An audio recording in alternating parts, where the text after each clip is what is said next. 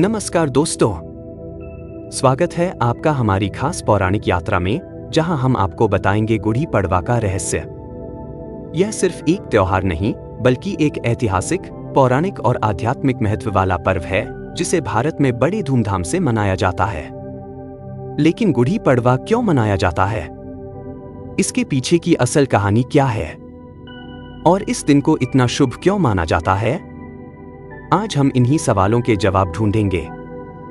गुड़ी पड़वा हिंदू नववर्ष की शुरुआत का पर्व है, जिसे चैत्र मास के शुक्ल पक्ष की प्रतिपदा को मनाया जाता है।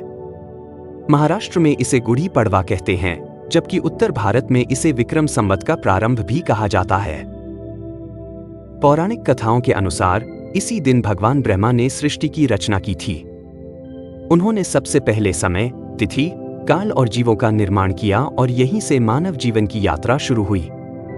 इसलिए इसे सृष्टि का पहला दिन माना जाता है।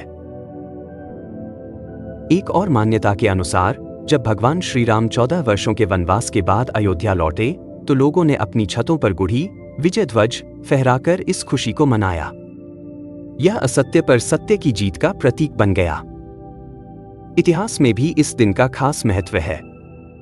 छत्रपति शिवाजी महाराज ने गुड़ी पड़वा के दिन ही मुगलों पर विजय प्राप्त कर मराठा साम्राज्य की नींव रखी थी। तभी से यह दिन महाराष्ट्र में विजय पर्व के रूप में भी मनाया जाता है। गुड़ी पड़वा पर घर के बाहर एक बांस की लकड़ी पर रेशमी कपड़ा, आम के पत्ते और नीम की माला लगाई जाती है। इसके ऊपर एक तांबे या चांदी का लोटा रखा जाता है। इसे गुड़ी कहा जाता है। मान्यता है कि इससे नकारात्मक ऊर्जा दूर होती है और सुख समृद्धि आती है। गुड़ी पड़वा पर नीम की पत्तियां खाने की परंपरा भी है। ऐसा माना जाता है कि नीम का कड़वापन जीवन के दुखों को दर्शाता है, जिसे अपनाकर इंसान आगे बढ़ सकता है। इसके अलावा नीम स्वास्थ्य के लिए भी लाभकारी होता है।